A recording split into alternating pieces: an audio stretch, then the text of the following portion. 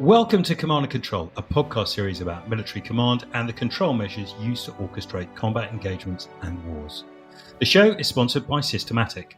Systematic are the creators of Citaware, the world's #1 C4 ISR software. We've designed C2 systems for the military since 1986 and supply more than 45 countries worldwide. With a heritage built on innovative development and rigorous testing, this is a proven in-service solution based on real customer requirement and tailored to fit your needs. Thus far, most of our conversations have been about military command, leadership, and a little on control measures. But I've been prompted by various listeners that we might learn something more from the commercial sector. In fact, every other sector that also needs people to lead and manage. That's not just lessons from within defence industry, but the broader research and, dare I say it, scholarship about leadership in the commercial world. Instead of getting some clever military type to do all the interpretation for us, I thought it would be more useful to hear it from the horse's mouth, so to speak. You, dear listeners, are smart enough to determine whether these lessons have utility for the military or whether the profession of arms is so unique that what we're about to talk about simply doesn't apply. So today, I'm joined by Professor William Scott Jackson, one of the most respected HR professionals in the world, currently at Oxford University. William never claims to be able to talk about anything he hasn't thoroughly researched, just one of the reasons I like him so much. So in this episode, we'll talk about some of the work that he's done on senior leadership in industry, and I'll do some of the crossover discussion. We aren't going to put him in an uncomfortable position, but neither are we going to try and cut our shoes to fit your feet. And there's a reason we need more advice on leaders and leadership from a really wide canvas. Sometimes in the military, we promote some terrible people. Terrible at managing, at leading, at coaching, at thinking, at talking, you name it. We've all served under or worked for horrid bosses, people who couldn't manage their way out of a paper bag. Some have toxic personality traits, others are just plain difficult. Now, we might even have the humility to understand that we might have exhibited some of those characteristics ourselves at some point. Some commanders are simply out of their depth. Often, they seem to know it as much as we do. How should staff deal with these people? How should we maximise the good parts of our leaders without pissing them off? What is the latest research telling us about dealing with commanders and senior officers? William, welcome to the show, back to this show, because you did a great episode of The Western Way of War that we'll talk about briefly at the end. But before we started recording last week, you and I had a chat about some of the work that you've been doing recently about succession planning for business. And for me, that brought out some interesting crossovers. Can you tell us a little bit about that part of your recent work? Yeah, so recently the particular project you're talking about was about succession in family businesses, mainly focused on the Middle East and in particular the Gulf. And, they're a particular sort of business. Obviously, they've got particular sort of attributes. And one of the common feelings amongst people is that family businesses don't last very many generations because of this problem of succession. So we just started the research, actually, but interestingly enough, it's brought out a lot of things that are very similar to other research we've done on things like leadership and on things like engagement of people, all those kind of areas. And those haven't been in the Middle East, and yet we've still found a lot of common factors amongst all these different studies. So that's the recent work we've been doing. So before we get to those common factors, and I want to dig into those because I think they're just quite interesting and illuminating. The research you said was focused in the Middle East. Does it work across cultures and nations, age ranges, industry, demographics as a whole? Or was it just quite bespoke to the groups that you were talking about in the Middle East? Right, yeah. So academically speaking, we would generalize it to the Arabian Gulf because we've studied everybody across the Arabian Gulf. And we're looking at family businesses, so we're talking to people of all ages, sexes, and all that kind of stuff. So we would certainly generalize it for the Arabian Gulf. Based on previous research, there are certain aspects of it that we would generalize to everybody, because it seems to work. Now, we haven't done a lot of research in, say, Japan or China, so I wouldn't claim that it would necessarily work in Japan or China. But where we have worked, which is basically the West and the Middle East, then there seem to be some common factors, but not all of them. Some of them are very different. Some of them are fairly common. So let's talk about some of those common factors then. What's sort of fallen out that has struck you as interesting? I think one of the things you mentioned first, actually, is that particularly in things like family businesses with their constraints, people get appointed that aren't very good leaders. And they also get appointed that aren't very good decision makers in terms of strategic decisions as well. In business, that's quite often because you get promoted for what you do well, but you don't get promoted for what you're going to do well. So, a classic example is in IT. The best way to lose your great computer programmer is to promote them to be a team leader. You lose a great programmer and you gain a terrible leader, potentially, not always, but potentially. So a lot of recruitment and decision making about promotions is done on the basis of the wrong criteria. And probably that's because people think it's a bit hard to judge something that somebody hasn't actually done. So it's a lot easier to judge somebody's coding ability and sort of say, well, therefore you could lead a team of 6 than it is to try and work out whether they could lead a team of 6. And one of our kind of overwhelming objectives in all of our research, and we've been doing it for eons, is to, number one, find the impact of things, find causes and solutions for things, not just do research, but to try and solve stuff.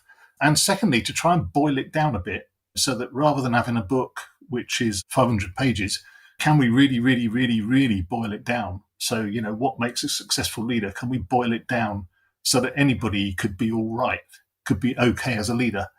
So rather than saying, for example, we need to do really complicated things for 6 weeks to make sure you only ever appoint a great leader, what we're also saying is, if you give the leader this little guide or this little app or this little whatever, then you're going to be a reasonably good leader.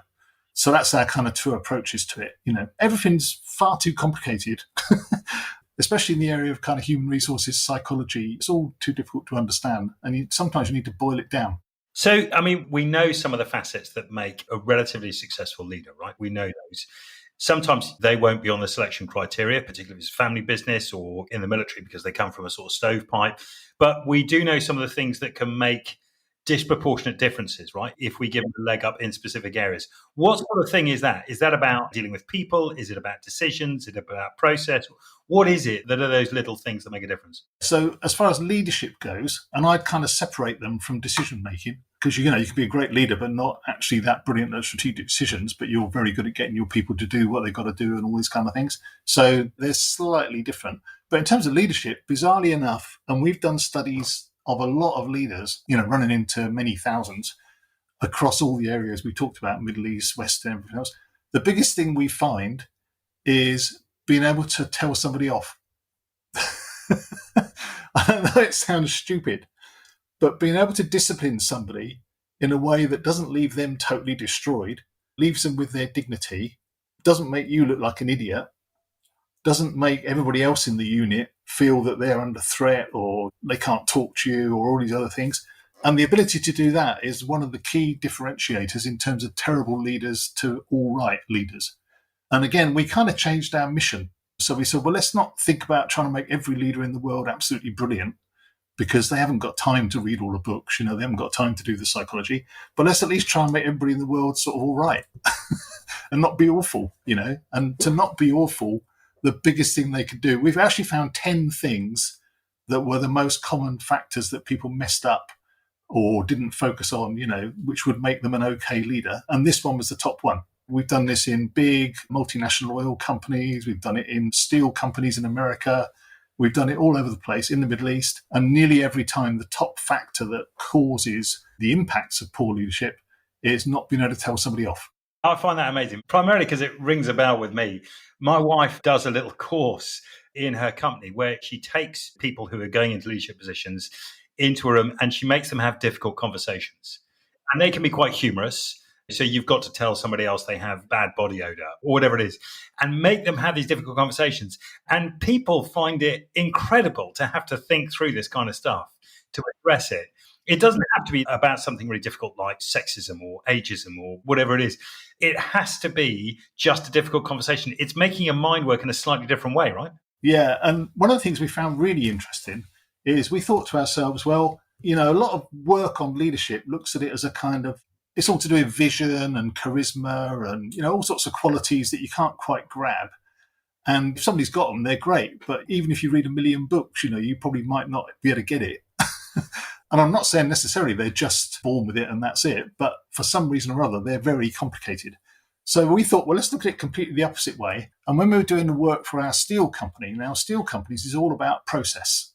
Everything's a process. You don't think about stuff in the sense of, it's not like doing marketing or doing a painting or something. It's steel, for goodness sakes. So we were working with these supervisors in a steel company, and they had exactly the same issue. So the biggest issue with these steel company supervisors was not being able to tell people off. Or at least they did, but it was absolutely abysmal. It was really horrible. And they had terrible turnover, all sorts of stuff. So we thought, well, let's not look at it in a way that they won't understand. Let's talk about process. So we developed this process And it ended up being really simple, which is when you need to have a difficult conversation, make sure the person knows, and we've developed an app for this, believe it or not, but make sure the person knows what you're going to have the conversation about. Make sure they've got a chance to say what they think the solution might be. Make sure it's not about them, but it's about the situation. Classic example is in business, say, for example, it might be somebody comes in late on a Thursday every week and you tell them every week. And every week they do the same thing and it's just not going anywhere, so you get really angry and you tell them off in front of the office and you sack them, all of which is bad news, If you took the other approach and you said, okay, we've got this issue, I think the solution might be this, do you have any ideas of what the solution might be? In business, we do it by sort of email and having a meeting and stuff, but it's not necessarily the way to do it. And, the person's got a chance to contribute. With this person, it turned out that their disabled child had to be taken to a special place on a Thursday. Nobody else was there to do it.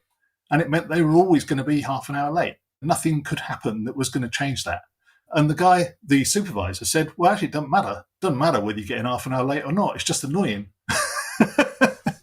So they agreed that, yeah, you get in half an hour late on a Thursday. I mean, it just wasn't an issue. And yet it could have blown up to be a sacking and all sorts of other stuff. So there's a very simple process, which if anybody wants it, I can share it, because we're not really selling the app particularly, but we think it's a good thing to do. And you just do it.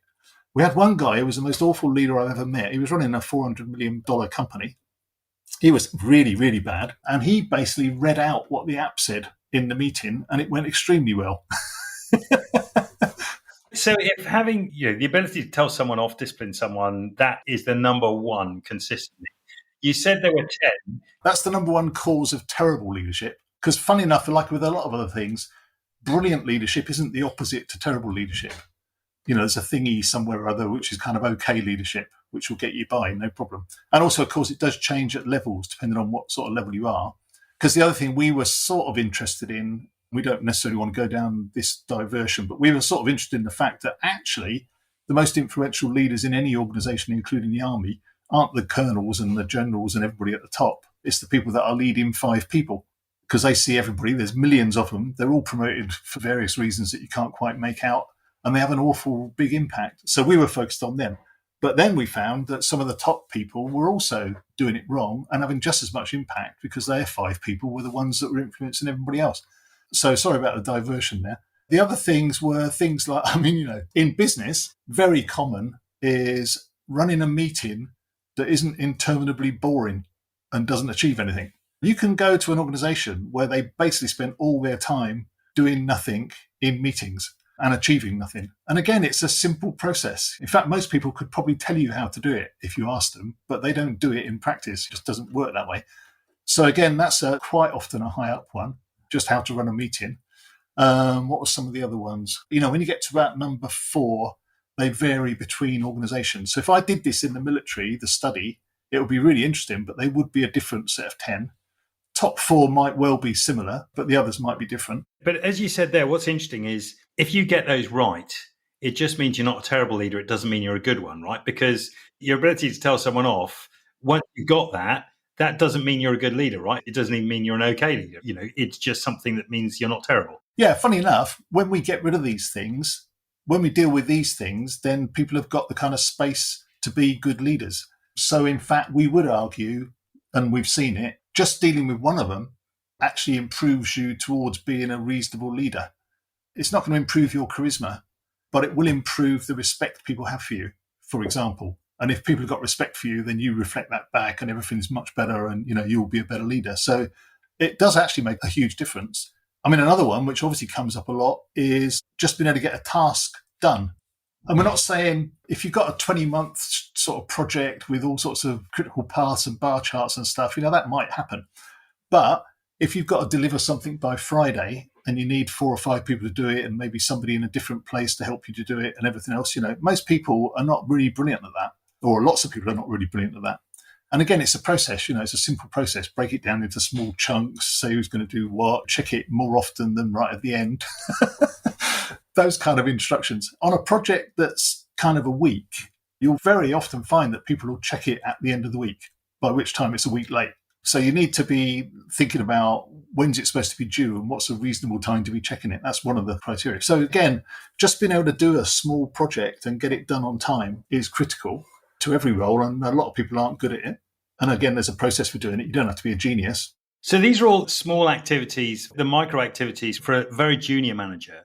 At a senior level, you often get leaders who aren't particularly good at one thing that they're doing, right? You can see it across industry, whichever industry you're in. You can see that. Is there a good way to manage those people? I mean, how do you manage them out of micromanagement is a big thing, right? For the military, someone, particularly a new commander who comes in and he wants to get in everything, like everything. And of course, there's all sorts of problems because he suddenly instills a kind of attitude in the staff where you've now got to ask him everything or her. Oh, exactly. And you can't decide anything yourself. Right. And so that idea of delegation, and all that things about mission command, all that other stuff, that disappears because the commander is sort of, particularly when they've joined, they want to know about everything and they want to be the one that makes a million decisions. Exactly. So the most relevant bit of research we've done on that is in very fast growth entrepreneurial companies, what they call unicorns, which grow really, really rapidly. They've got a founder who's very powerful. It's Elon Musk or one of the others, similar sorts of guys or ladies. And what we found very often was the case was that they would, because they're the founder and they have the great idea, they would automatically take the role of the chief exec or the chairman or whatever it is, because, it's their thingy, they did it, they invented it, and they don't want it to go wrong, which is fair enough. What we did find, though, is that actually the things you need to do as a chief executive were not their strengths. They weren't anything they particularly enjoyed either. And then you say to them, well, okay, or what the common approach would be, and this occurs in family companies as well, is the consultants will say to them, well, hire a chief executive. But if you say to somebody who's founded a company and it's their company and everything else, hire a chief executive, brackets, you're redundant, isn't really going to work. And it's the same, I guess, in the military. If you said to a strategic commander, look, you're not very good at all this kind of stuff, let's just get another one. That's not really the best approach. What we found worked fairly well in these kind of companies is that you talk to them about what it is they really like doing. And ideally, it's what they're really good at. And quite often that does match up, not always, but very often. So typically for a founder, they'll either be extremely technical because they invented something, like Dyson, say, or they'll be extremely salesy because that's how they got the company to work. This doesn't apply to the military, but the theory would apply to the military, or the principle of it. And so what we've done in the past is we've created a role which is, senior technical fellow or chief technical fellow or something. And they do that. And for that bit of the company, they are absolutely it. They are who you go to. So, for example, in Dyson, we all know there's not going to be a new hairdryer come out unless Dyson's been involved in it because he runs that. Now, he doesn't necessarily need to do the same thing with accounts or with personnel or with where they're going to open their new office or with arguing with the UK government about tax or something, or all the other things that a chief executive might have to do. So what you do is you call him chief technical officer or something, and off they go and do that. And they leave room for somebody else to do what you would describe to them as admin from an ego point of view. But it's basically, most of the job that you need to do. And we've done that in several companies, either on a technical side or on a sales company, so you call them chief relationships person or something. And they're the salesy one because that's what they do. And they like smooching around and meeting people and stuff. It's great. So I guess in the context we're talking about, you could say there's kind of 12 functions of a very senior military officer. Which of those 12 functions do you really like doing and are you really good at? And in which case, why the heck wouldn't we get you to focus on that? And why are you sort of struggling to do all the other 12 when you don't even like it? Let's get somebody else in. So there's two bits I want to unpick there. Firstly is, just very briefly, I hope it doesn't take long to answer, but you talked about they don't enjoy it. Is happiness a good metric for understanding what people are going to be good at or where they're going to excel or just where they would naturally gravitate towards? Is that the best one? Yeah, so happiness is a massive old topic. As a word, it's kind of meaningless academically in a way, but there's tons and tons and tons of evidence that people that are engaged with their work do far better in terms of productivity and in terms of their outputs and all sorts of other measures. There's been thousands of studies relating higher engagement to increased output of various different kinds. So, an engaged person in their role is going to be more productive at it. And I'm talking about particularly for a boss, right? Can you identify, you and I, we work for enough people, you can tell when your boss is happy at doing something and when they're grumpy at it. Is that the best way of identifying that's what he's good at? That's where I need to focus their time. And the rest of it, where they're sort of grumpy about bits and pieces, don't like making decisions or make loads of them and don't care about them, that's the area you want to keep them away from. Yeah, although some people are sort of grumpy doing even what they like. They think being grumpy is part of the job somehow. So you might not be able to tell. The way we do it is we ask them, or we have quite a long conversation. And as you'll be familiar with, we use psychological techniques to get to stuff. So it's not a simple little process, but we try and identify, because they're going to defend their kind of obligation to do everything, because that's what they believe. They believe that everything's going to fall to pieces if they let go of anything. So I wouldn't do it by observation, really. I'd do it either by looking at their experience, maybe, when have they been really successful? Like, if somebody's been really successful leading a special forces operation in some or other sort of 12 times, that might give you the idea that that's something they're quite good at. Whereas if somebody has had to be disciplined for ruining the finances of something or other 12 times, that might give you a hint as well. So there's experience, but then I would say, somebody needs to ask them in a very honest way. Nobody actually wants to do stuff they don't want to do, but they just feel they ought to. Right, there's that sense of responsibility. But so if you manage to persuade, I'm thinking about one particular boss I had in the military, and they were very, very good at strategic direction, right? Brilliant at it. Really big mind, great thinker.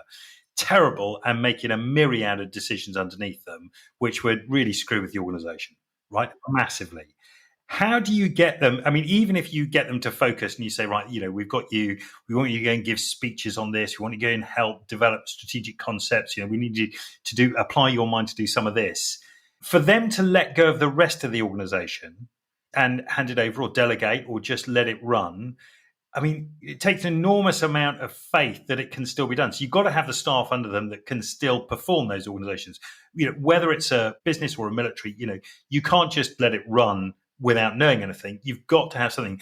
The chief execs and chairman just tend to go, well, that's fine, I'll hand it over. Or do you need something else? Do you need another program? Yeah, so obviously what you need is a trusted whoever it is that's going to do whatever it is.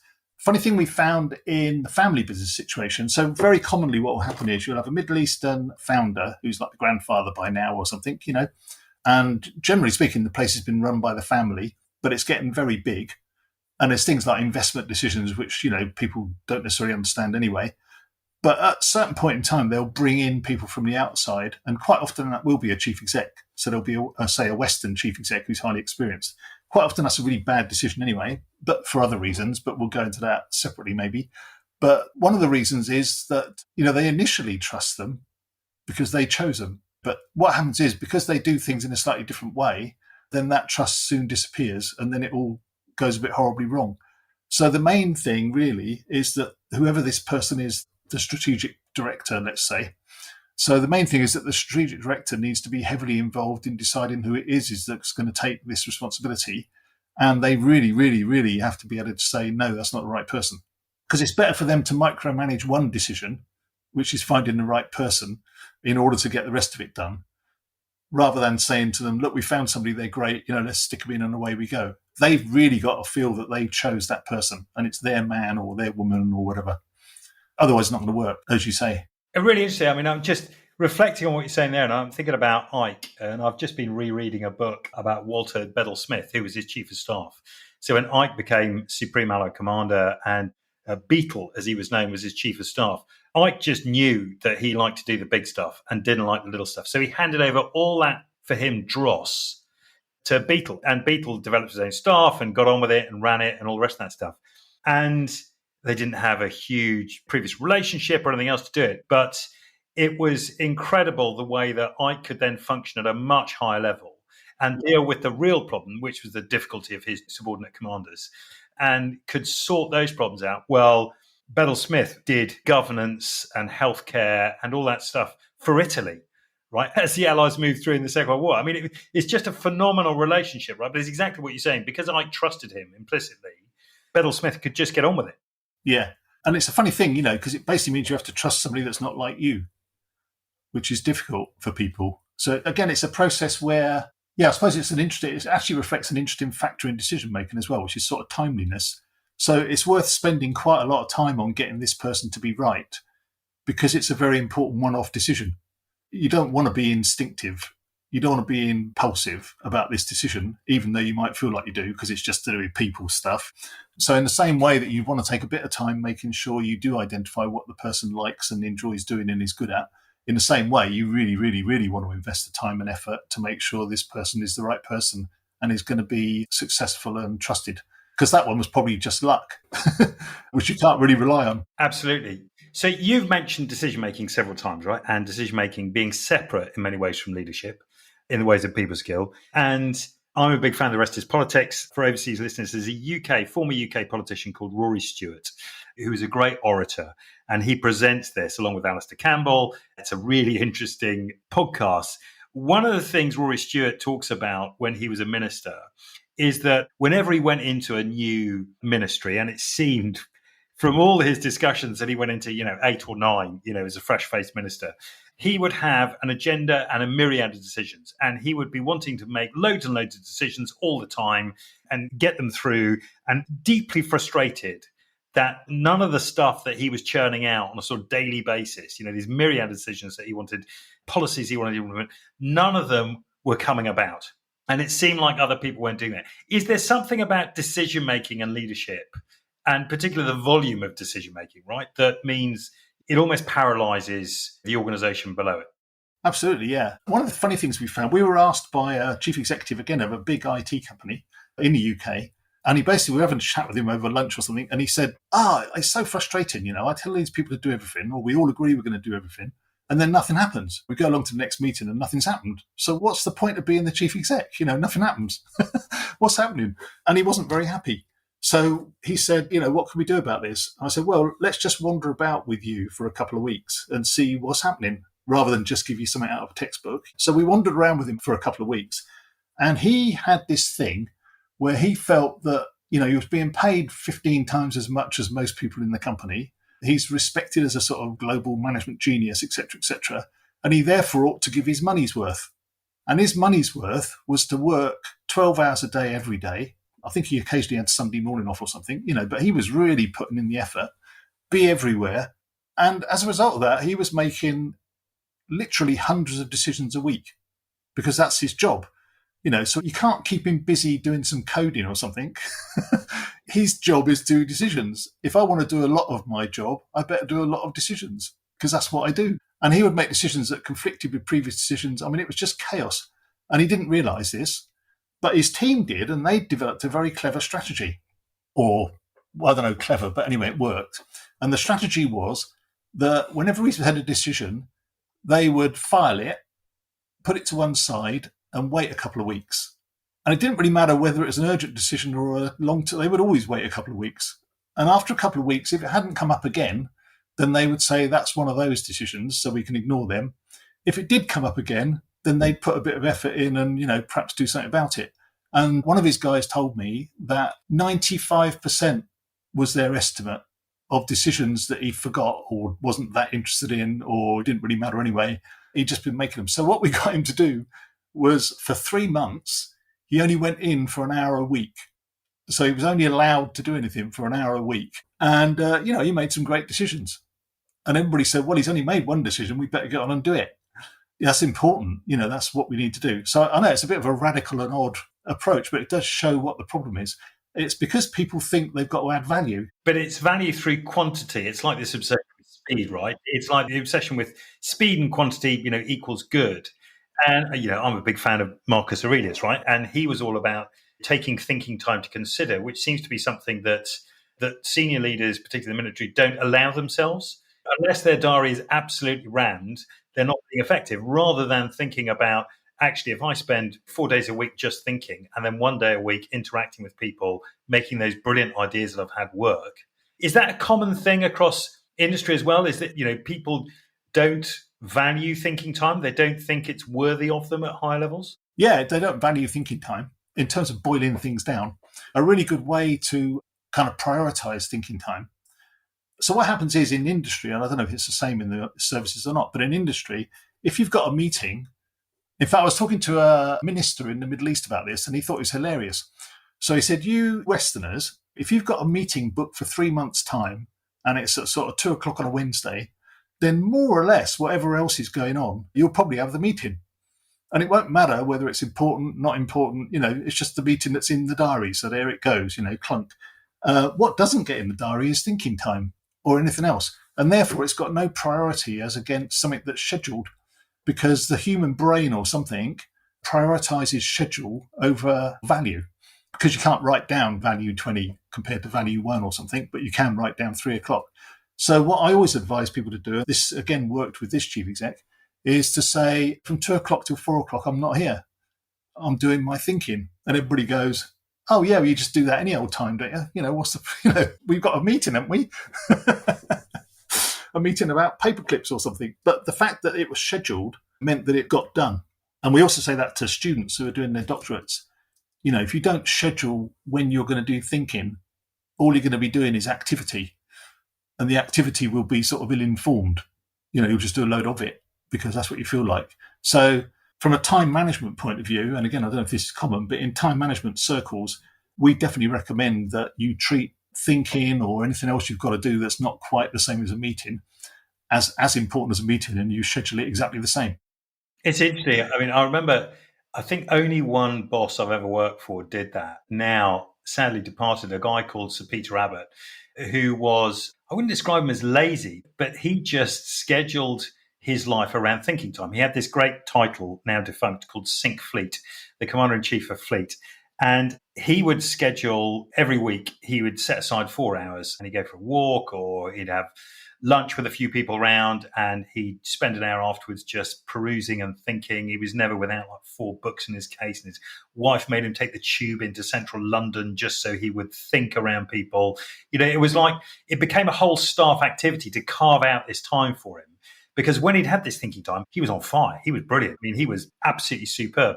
If you didn't give him the thinking time, terrible. Even as staff member, you go, yeah, performance through the floor. He's too busy. He's doing unnecessary stuff. This is just where he needed that thinking time. But we had to carve it out for him, right? And we had to find where he thought best, because you can't think in every environment, right? He couldn't think in the office. It just wasn't him. There were people around. He wanted to interact with them. So I guess there's a degree of self-awareness or staff awareness there has to be about where people do their best thinking. I mean, everything's affected by the social framework of the culture you're in, and the culture we're in, post-industrial revolution, is that activity is valuable and output is what you want, stuff. Thinking is not valuable. So if you go into a typical sort of office or something and you said, we spent the whole day thinking, it would probably just raise a laugh. Whereas what it ought to raise is, wow, that's amazing. You must have achieved tons. And that's what you're struggling against. So the whole of the sort of social culture, if you like, is against that sort of thing.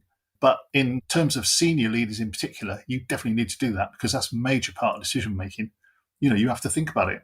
There are various sort of advice on how to think about things, but that's more subtle. I wouldn't want to be getting into that too much here, because I haven't done a boiling down of how to think yet. I probably will do in a couple of years. We'll get you back for that one. Listen, one of the things I did want to cover, we talked about it quite a lot a few years ago when you and I last did a podcast in The Western Way of War about differentiated capability theory, because I think that comes into a little bit about thinking and creativity, right? Yeah, and it's particularly in terms of strategy, because it's also related to another thing called blue ocean theory, which is very well known in business. And there's quite a few people who have written things about the application of blue ocean to the military, which I just had a look at just to see. So differentiating capabilities, the basic theory is very easy. It says if you've got a capability which is rare, can't be copied, is scarce and is valuable, then you'll have an advantage. And that applies absolutely in the military. If you've got something you can do which is valuable, scarce, nobody else has got it and they can't copy it, that is the definition of an advantage. So that's a differentiating capability. But that doesn't feel like, if militaries talk about advantage, they tend to talk about munitions or people or divisions or training or whatever it is. But those things, other people have them, right? And they're not unique. Yeah, and funny enough, I mean, those are really, really not a strategic advantage. They're just a really temporary advantage because somebody else is going to have one the next day. The ones that are kind of in the middle, which is where a lot of people get mistaken, is thinking that technology conveys some sort of advantage in the long term, whereas it doesn't, because anybody can copy technology. So at the moment, I think if you look at even the military, all the work in the Defence Innovation Union and everywhere is likely to be about technology. And everybody's doing the same thing all over the world. What we found is that technology can't be a differentiating capability unless somehow you've patented it or it's a top secret or nobody knows about it for the next 10 years, all of which sounds remarkably impossible. But what always tends to be the thing that is a differentiating capability is to do with humans, because they're really difficult to kind of copy. So, for example, if you had a body of people that were really passionate about what they believed in and then formed an army or a force to achieve something, that would be a strategic advantage in that circumstance. And there's been several examples of that around the place, I'm sure. The difference with differentiating capabilities is you kind of do it on purpose. So rather than saying, rather than it just happening because they all happen to believe something and it's all very powerful, what differentiating capabilities says is you do it on purpose. So if we were doing it for the military, we would look at what kind of human factors would give you the most advantage in warfare. And it might be commitment to something, or it might be nationalism, or it might be squad level leadership, right? It could be something like the ability to command 5 people really well. Yeah, absolutely. Yeah. Which, if you think about it, if you got all the leaders in the military to be 10% better than awful, that would be a huge advantage, because all over the world, they're going to be the same as everybody else, so you would have a huge advantage. So whatever they are, you would identify those differentiating capabilities. Now, usually the ones that work the best have got something to do with your history. So ISIS, for example, they also had a lot of highly committed people, and that was something to do with religion and history, which is not easy you can't copy it. You couldn't say to people in the UK, well, you're all Christian Church of England, so therefore you need to now go out and do suicide bombing. It's not really going to work because you haven't got that history. But we have got history in the UK of stuff. We have got a social framework. We have got ways we all think. And so differentiated capabilities would build on that. So, stupid examples might be if there's a fairly high degree of loyalty in the sort of UK makeup, that would be an interesting thing to work from. So you don't work from things that you haven't got and try and copy somebody else, because obviously that isn't the point of differentiated capabilities. What you try to do is identify something about your relevant population, so something about people that come into the services that's not necessarily used, it just happens to exist, and you do things to make it work better. So is that like exploiting, for example, most people who have an engineering background don't join the military because they get paid better in industry, right? So what we end up with, luckily, is quite a lot of creative people. Would that therefore be a differentiated capability whereby if we could accentuate the creative elements rather than trying to make them all engineers, we go, you guys are the creatives, let's make use of that space. That would become a significant differentiator. Absolutely. I mean, that would be a huge value compared to other places. So how does that link to this thing you call blue ocean strategy? Yeah, so blue ocean strategy is more about strategy rather than capabilities, but it's the same kind of thing. So blue ocean strategy by Kim and Moborn basically says in commercial world, there's markets that are called red, and they're highly competitive. Everybody does more or less the same thing, but faster or better or bigger than everybody else. And everybody's competing to be faster, bigger or better than everybody else. So banking, until fairly recently, was very much like that. Car manufacturer, they're all just banging away at each other. Coke and Pepsi, bang, bang, bang. And all of those markets, very hard work. And that's red ocean. What they said was there's other ways you can do that. So you can think to yourself, well, I'm not doing that. So Tesla's quite a good example. So you could say, well, Tesla looks at the car market and says, I'm not going to do any of that. I'm not going to believe that that's the only way you can do it. Massive capital investment, loads of fuel-rich thingy-jiggies. I'm going to do an electric vehicle, which apparently nobody wants, but they might. And I'm going to do it on a very small scale, and I'm going to charge millions for it. And that was the first kind of version. Uber, Kindle, budget airlines, Nintendo, WY, they're all like blue ocean things. Now, some people, and I haven't got to the bottom of this because I haven't been paid to do the research, but some people have looked at this in the context of warfare. And some people have suggested, for example, that Napoleon was kind of blue ocean-y. And I say I haven't looked at it enough to know why. Hannibal is quite an interesting example because nobody thought he was going to do that, and he did. And it wasn't conventional thinking. Guerrilla warfare, I guess, is kind of liable to be like that, special forces. And one particular research has related quite a lot of it to The Art of War by Sun Tzu, in that it's all about deception and wiggling around and choosing new ways of doing things. So Blue Ocean strategy definitely has got application for the military, but I haven't dug into it enough to be able to make any sensible suggestions. I thought of things like, what if you focused on using animals as your major capability for military? Or what if you decided that you were going to have a whole branch of the military that had no IT whatsoever? It was completely sort of analog, and it didn't rely on IT, didn't need IT, didn't benefit from IT. It was just not IT at all. Or what if you focused on social media, on civilians to change their attitudes to whatever it is you're trying to achieve militarily? Or what if you focused on assassination as your key technique because nobody else really does that? I don't know why, but they don't. And some of these things would be very difficult because they would be against the social framework of the country. So assassination wouldn't be that popular as a technique. But on the other hand, it sounds quite a sensible one. So those are sort of ideas around Blue Ocean, but they're off the top of my head, so I wouldn't claim any benefit. But it feels very much like lots of the conversations being had about even the conflict in Ukraine, has been like a red strategy. So it was just, conventional war, banging seven bells out of each other, conventional artillery, and then you get Ukrainian drone battalion, and now there's a separate set of the armed forces that they operate in a different way, and then someone comes back with it. It's the dynamism of it, but it's always seeking to find that advantage, acknowledging that it's only a fleeting advantage.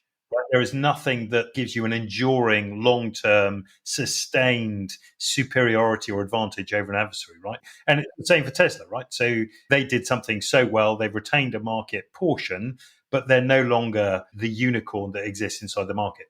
Yeah. And, Ukraine's actual differentiating capability might well be the sense of nationalism of their people, because they're prepared to do things that other people might not be prepared to do. And if you compare them with Russian conscripts, there's bound to be a difference. Now, whether Ukraine kind of leverages that or just takes it for granted, and that's the difference. So usually with a differentiating capability in companies, you'll find the company will be doing its best to actually get rid of it, because it's seen as a floppy sort of a thing that only humans have. And it's not a new IT system or a call center in India or something. So it's very, very ironic. With quite a lot of studies that we do, you'll find the company appears to be doing their very best to get rid of their advantage. And if in the UK, for example, everybody's looking at everybody else and thinking, well, they're doing this and he's doing this and new technology is doing this and et cetera, it may well be the case that the British military services are actually getting rid of whatever differentiating capability they have, because you don't know what it is. Incredible. William, thanks so much for taking the time, sharing some of your best research and, more importantly, your accumulated wisdom. It's hugely appreciated. Now, the listeners can make up their own minds about how much is transferable and how much is solely relevant to civilians and won't apply to the profession of arms. In my humble opinion, I think there's quite a lot which you can shift across. The show is sponsored by Systematic. Systematic. Join your partners and allies already using our cutting-edge C4 ISR sit-aware suite. We hope you enjoyed the show. As well as telling your friends and colleagues about it, please do subscribe and leave us a review on any of your usual podcast streaming platforms. This really helps us to reach new audiences and spread the word. This episode is produced by aureliusthinking.com as a show for the Waiver Room, the home of intellectual curiosity and challenging thinking for military professionals everywhere. Thanks for listening.